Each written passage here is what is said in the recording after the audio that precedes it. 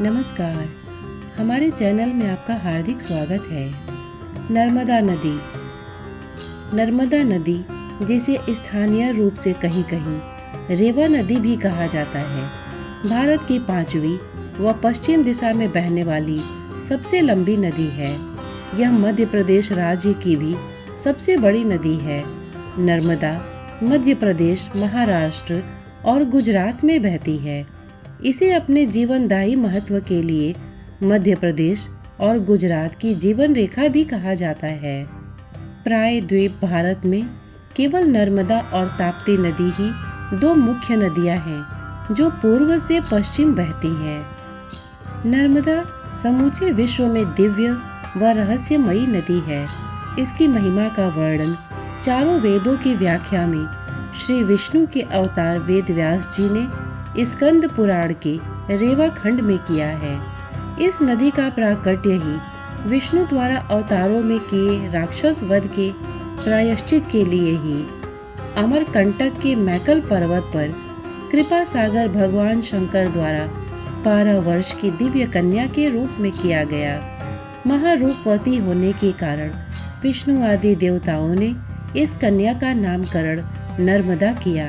इस दिव्य कन्या नर्मदा ने उत्तर वाहिनी गंगा के तट पर काशी के पंचक्रोशी क्षेत्र में 10,000 दिव्य वर्षों तक तपस्या करके प्रभु शिव से ऐसे वरदान प्राप्त किए कि प्रलय में भी मेरा नाश न हो, मैं विश्व में पाप नाशनी प्रसिद्ध हूँ।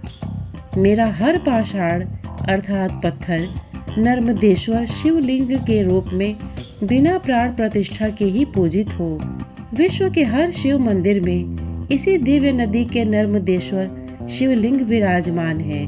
कई लोग जो इस रहस्य को नहीं जानते, वे दूसरे पाषाण से निर्मित शिवलिंग स्थापित करते हैं। ऐसे शिवलिंग भी स्थापित किए जा सकते हैं, परंतु उनमें प्राण प्रतिष्ठा अनिवार्य है, जबकि श्री नर्मदेश्वर शिवलिंग बिना प्राण के पूजित हैं।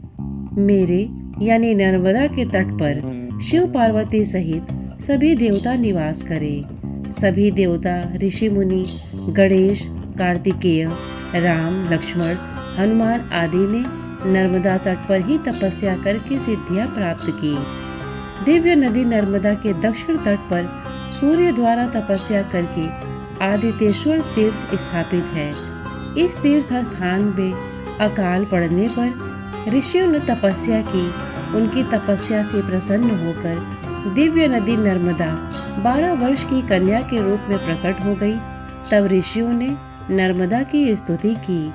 तब नर्मदा ऋषियों से बोली कि मेरे तट पर देहधारी सद्गुरु से दीक्षा लेकर तपस्या करने पर ही प्रभु शिव की पूर्ण कृपा प्राप्त होती है। इस आदित्येश्वर तीर्थ पर हमारा आश्रम अपने भक्तों के अनुष्ठान करता है। नर्मदा नदी को लेकर कई लोक कथाएं प्रचलित हैं। एक कहानी के अनुसार नर्मदा, जिसे रेवा के नाम से भी जाना जाता है, राजा मैखल की पुत्री हैं।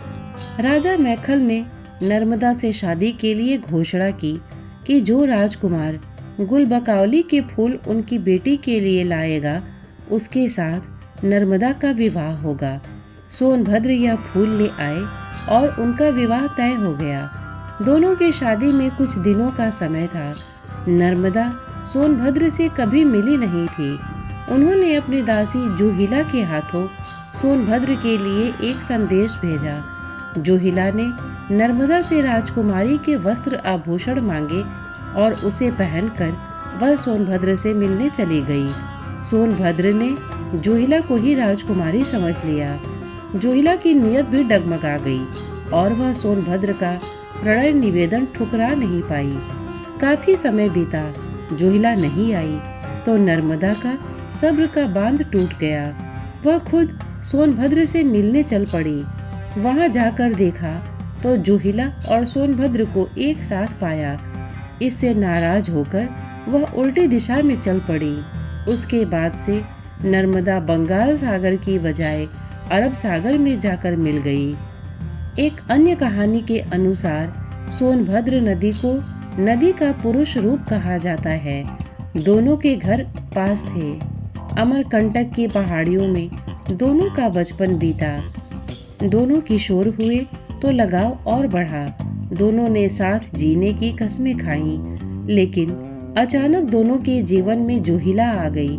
जूहिला नर्मदा की सखी थी। सोनभद्र जूहिला के प्रेम में पड़ गया। नर्मदा को यह पता चला तो उन्होंने सोनभद्र को समझाने की कोशिश की, लेकिन सोनभद्र नहीं माना। इससे नाराज होकर नर्मदा दूसरी दिशा में चल पड़ी और हमेशा कुंवारी रहने की कसम खाई। कहा जाता है कि इसीलिए सभी प्रमुख नदियां बंगाल की खाड़ी में मिलती हैं, लेकिन नर्मदा अरब सागर में मिलती है। रामायण और महाभारत और परवर्ती ग्रंथों में इस नदी के विषय में अनेक उल्लेख हैं। पौराणिक अनुश्रुति के अनुसार नर्मदा की एक नहर किसी सोमवंशी राजा ने निकाली थी, जिससे उसका नाम सोमोद्भवा भी पड़ गया था। गुप्तकालीन अमरकोश में भी नर्मदा को सोमोद्भवा कहा गया है। कालिदास ने भी नर्मदा को सोम प्रभुआ कहा है। रघुवंश में नर्मदा का उल्लेख है। मेघदूत में रेवा या नर्मदा का सुंदर वर्णन है। विश्व में नर्मदा ही एक ऐसी नदी है जिसकी परिक्रमा की जाती है, और पुराणों के अनुसार जहाँ गंगा में स्नान से जो फल मिलता है, नर्मदा के दर्शन मात्र से ही उस फल की प्राप्ति होती है। नर्मदा नदी पूरे भारत की प्रमुख नदियों में से एक ही है जो पूर्व से पश्चिम की ओर बढ़ती है।